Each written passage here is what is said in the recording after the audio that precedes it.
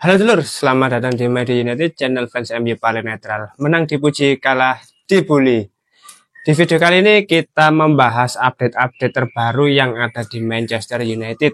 Dan ada beberapa hal lain yang bisa kita diskusikan bersama. Langsung aja, kita masuk berita yang pertama. Melansir dari Fabrizio Romano, Manuel Ugarte selalu menjadi prioritas Manchester United sebagai gelandang. Meskipun ada rumor dalam beberapa minggu terakhir tentang United yang meninggalkan pembicaraan untuk fokus pada target yang berbeda, Ugarte selalu menunggu kepindahannya ke Manchester United. Negosiasi antar klub masih terus berlanjut sampai saat ini. Tidak ada keraguan Ugarte terkait hal tersebut. Proses negosiasi antara Manchester United dengan pihak PSG untuk merekrut Manuel Ugarte memang cukup lama ya, bahkan dari awal bursa transfer dibuka. Dari bulan Juli, Manuel Ugarte sudah ada kesepakatan personal untuk bergabung dengan Manchester United. Nyatanya sampai saat ini kedua klub masih belum menemukan solusi yang sama-sama menguntungkan. Lamanya proses transfer Manuel Ugarte ini menurutku hal yang wajar dalam dunia bisnis, karena bukan serta-merta kita bisa mendatangkan pemain sesuai yang kita mau, sesuai yang dibutuhkan oleh manajemen sama pelatih dan lain sebagainya. Ada banyak faktor lain yang membuat kepindahannya itu tidak bisa langsung diselesaikan. Ya, salah satunya negosiasi harga, yang mana ya semua klub pasti ingin mendapatkan keuntungan.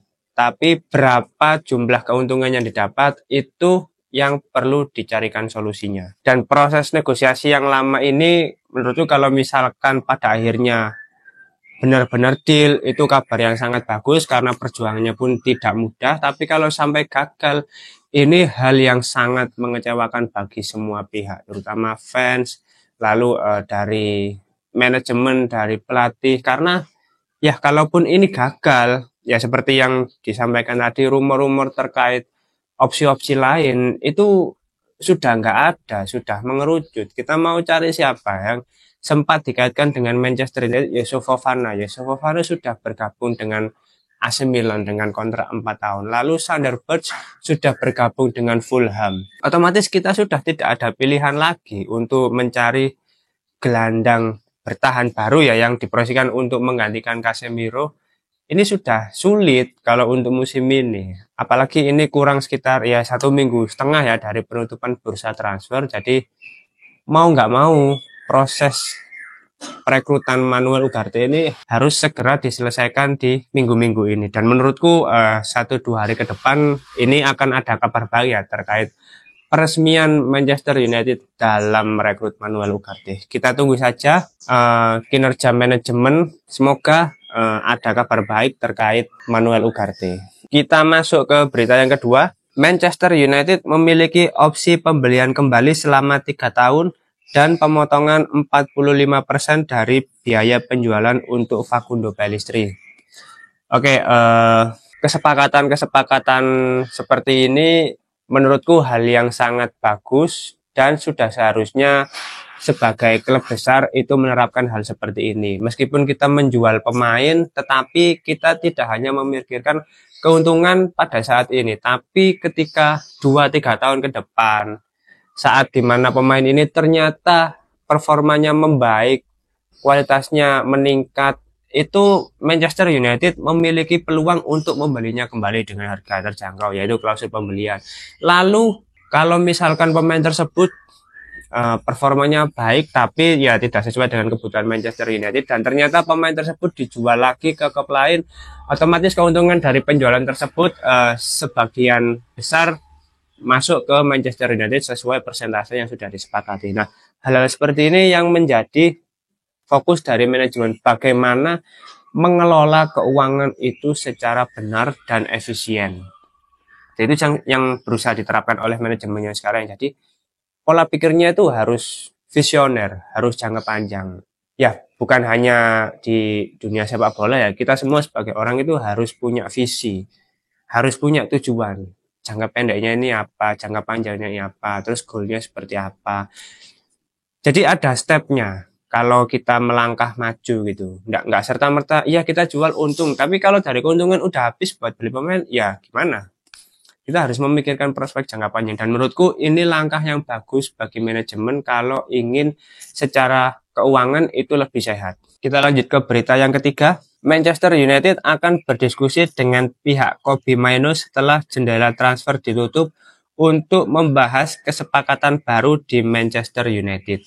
Ini menurutku hal yang harus segera dipastikan ya, karena ya Kobbie Mainoo ini menurutku pemain yang sangat potensial bagi Manchester United. Di usianya yang baru 18 tahun, debutnya di musim lalu, itu sudah menunjukkan kualitasnya yang setara dengan pemain profesional, dengan tim senior. Karena secara permainan ketika di atas lapangan dia sangat tenang. Terus menurutku stylish juga gaya mainnya sebagai gelandang. Dan beberapa kali juga memberikan kontribusi gol ya di musim lalu. Berapa? 5 gol kalau nggak salah di semua kompetisi.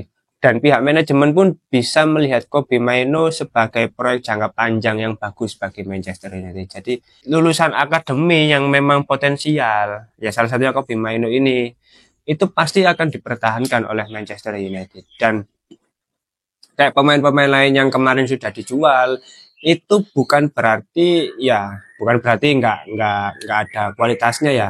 Ada kualitasnya, tapi mungkin untuk saat ini klub masih belum terlalu membutuhkan, dan itu bukan serta-merta klub itu mengorbankan atau membuang pemain-pemain berbakat. Justru dengan menjual pemain-pemain itu klub memberikan kesempatan agar para pemain yang terjual ini bisa terus mengembangkan bakatnya, bisa terus menggali, mengeksplorasi potensi-potensi lain yang masih bisa dimaksimalkan. Jadi ya kalau bicara Kobbie Mainoo ini wajib perpanjang memang, karena